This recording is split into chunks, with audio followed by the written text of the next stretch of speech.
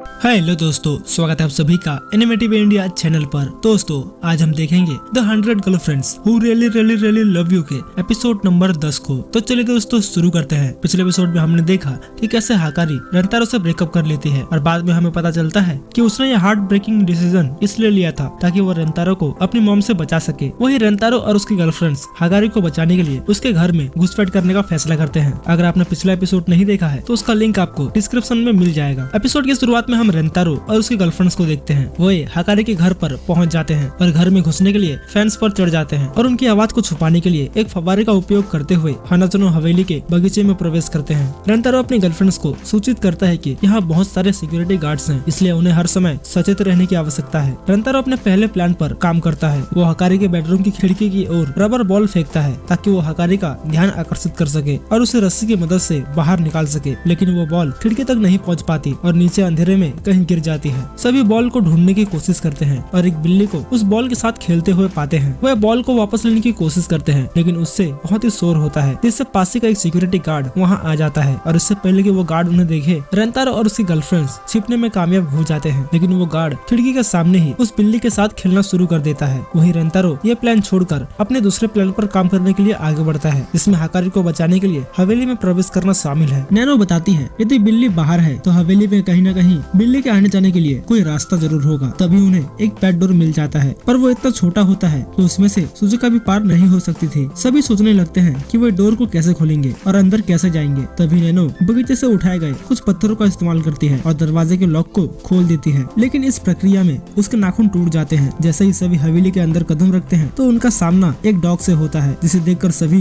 डर जाते हैं और वापस बगीचे में आ जाते हैं। रेंतारो को पता चलता है कि सुजुका उनके साथ नहीं है। वो देखता है कि सुजुका डर के मारे वहीं गिर गई है। रेंतारो सुजुका को पुकारने की कोशिश करता है, लेकिन नैनो उसे रोक लेती है, ये कहते हुए कि अगर वो चिल्लाता है तो सिक्योरिटी गार्ड्स को उनके बारे में पता चल जाएगा। वहीं हम सुजुका को देखते हैं जो डॉग से बचने के बारे में कुछ सोच रही होती है। थोड़ी देर सोचने के बाद सुजुका खुद को सैक्रिफाइस करने का फैसला करती है, क्योंकि यही एक चीज है जो वो कर सकती है। वो डॉग सुजुका पर अटैक करने के बजाय उसे चाटने लगता है। नैनो बताती है कि डॉग अपने से कमजोर दिखने वाले प्राणियों को हमेशा बचाने की कोशिश करते हैं, क्योंकि सुजुका बहुत ही नाजुक और डरी हुई है, इसलिए वो डॉग उसे कुछ भी नहीं कर रहा है। रेंतारो सोचने लगता है कि अब उन्हें क्या करना चाहिए। नैनो सुझाव देती है कि सुजुका को उस डॉग की आंखों को कुचलने का प्रयास करना चाहिए, लेकिन रेंतारो तुरंत इस आइडिया को रिजेक्ट कर देता है। तभी कुसुरी सुजुका को एक नींद की दवा देती है, ये सोचते हुए कि इसका उपयोग डॉग को बेहोश करने के लिए किया जा सकता है, लेकिन सुजुका उस दवा को खुद ही पी लेती है, जिससे वो बेहोश हो जाती है। लेकिन फिर भी यह सफल साबित होता है, क्योंकि वो डॉग सुजुका की कुछ लार को चाट लेता है, जिसमें कुछ मात्रा में नींद की दवा होती है और वो डॉग भी बेहोश हो जाता है।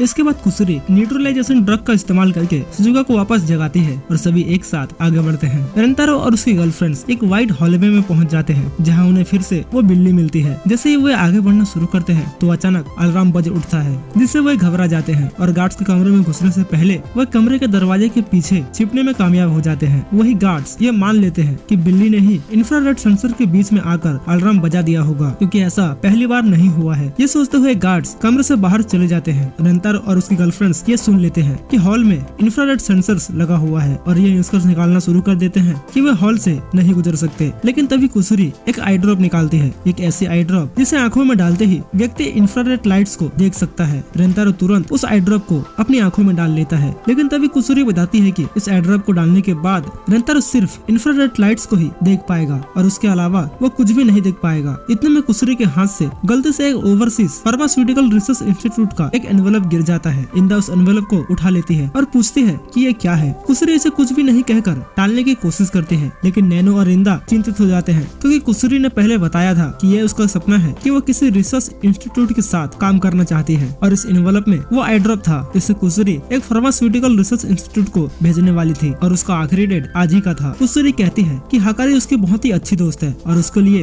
हाकारी किसी रिसर्च टीम से बढ़कर है। आई ड्रॉप का असर होने के बाद रेंतारो अपनी आंखें खोलता है। वो देखता है कि उसके सामने लेजर की एक विशाल दीवार है जो उसकी ऊंचाई से कई गुना अधिक है। रेंतारो ये देखकर शॉक हो जाता है। वो सभी को सूचित करता है कि हॉल में इंफ्रारेड सेंसर फर्श से लेकर छत तक पूरी तरह से भरी हुई है, लेकिन करीब से निरीक्षण करने के बाद रेंतारो को एहसास होता है कि सेंसर छत तक नहीं पहुंच रहे हैं, क्योंकि छत पर लगे झूमरों के कारण सेंसर ऊपर तक नहीं पहुंच सकते, वरना वे रास्ते में आ जाएंगे। इंदा और रेंतारो सोचने लगते हैं कि वो यहाँ से आगे कैसे जाएंगे, क्योंकि हॉल इतना चौड़ा है कि दीवारों के खिलाफ अपने हाथों को और पैरों को धक्का देकर चढ़ना भी संभव नहीं है। नैनो एक सुझाव देती है कि मजबूत कदकाठी वाले दो लोग एक साथ काम करके इसके पार जा सकते हैं। रेंतारो और इंदा एक साथ चढ़ने के लिए तैयार हो जाते हैं क्योंकि इंदा बाकी लड़कियों से ज्यादा स्ट्रॉन्ग है। रेंतारो और इंदा एक दूसरे से लिपट कर अपने ऑपोजिट डायरेक्शन में दीवार पर चढ़ना शुरू कर देते हैं। दोनों लेजरों को ऊपर से होकर आगे बढ़ते हैं, लेकिन जैसे ही वो दीवार पे चलते हैं तो इंदा की शर्ट ऊपर हो जाती है, जिससे रेंतारो का गाल इंदा की बेली से टच होने लगता है। इससे इंदा को एक अजीब सी सेंसेशन होने लगती है, जिससे उसका ध्यान लगभग भटक जाता है और वे नीचे गिरने वाले होते हैं, पर दोनों किसी तरह दूसरी ओर पहुंचने में कामयाब हो जाते हैं। रेंतारो दूसरों को भागने की तैयारी शुरू करने के लिए कहता है, जबकि वो और इंदा हकारी को ढूंढने के लिए आगे बढ़ते हैं। वे हॉल में आगे जाते हैं और हकारी का कमरा ढूंढ लेते हैं। इंदा दरवाजा खोलती है और हकारी को अपने बिस्तर के बगल में बैठे रोते हुए देखती है। दरवाजा खुलने के तुरंत बाद वहाँ एक अलार्म बजने लगता है, ये कहते हुए कि लेडी हकारी कमरे से भाग रही है। रेंतारो हकारी को अपना हाथ पकड़ने के लिए कहता है ताकि वो यहाँ से भाग सके, लेकिन इंदा उसे इस आइडिया को भूल जाने के लिए कहती है क्योंकि वे पहले से ही गार्ड्स द्वारा घेरे जा चुके होते हैं। इतने में वहाँ हकारी की माँ पहुँच जाती है और उनसे पूछती है कि वे दोनों उसकी हवेली में क्यों आए हैं। सीन चेंज होता है और हमें हकारी को दिखाया जाता है जो अभी भी अपने कमरे में बंद है और इस स्थिति के लिए खुद को दोषी मानती है। उसका मानना है कि जब तक वो जीवित है तब तक रेंतारो उसकी जिंदगी में खुशी लाने की कोशिश करता रहेगा और वो जीवन भर उसकी और उसकी माँ के बीच ऐसे ही फंसा रह जाएगा और वो कभी भी खुशी से भरा जीवन नहीं जी पाएगा। दूसरी तरफ हमें हकारी की मॉम हाहारी को दिखाया जाता है जो खुद को इंदा और रेंतारो से इंट्रोड्यूस करती है। वो उन दोनों को नहीं मानने का फैसला करती है क्योंकि वे हकारी के दोस्त है, लेकिन साथ ही वो रेंतारो और इंदा से कहती है कि अगर उन्होंने किसी भी तरह की हरकतें की तो उनके लिए अच्छा नहीं होगा। रेंतारो हाहारी से अपने और हकारी के बीच के प्यार को स्वीकार करने के लिए विनती करने लगता है, लेकिन हाहारी कहती है कि उसके ऐसे मीठी बातों का उस पर कोई असर नहीं होगा। वो उन दोनों को हकारी के जन्म के बारे में बताती है कि कैसे हाहारी ने हकारी को तब जन्म दिया था जब वो केवल 13 साल की थी, क्योंकि वो जिससे प्यार करती थी उससे एक लाइलाज बीमारी थी और वो उससे इतना प्यार करती थी कि वो उसके जीवित होने का सबूत इस दुनिया में छोड़ना चाहती थी, इसलिए वो आर्टिफिशियल इंसेमिनेशन कराने की व्यवस्था की। वो बताती है कि वो क्यों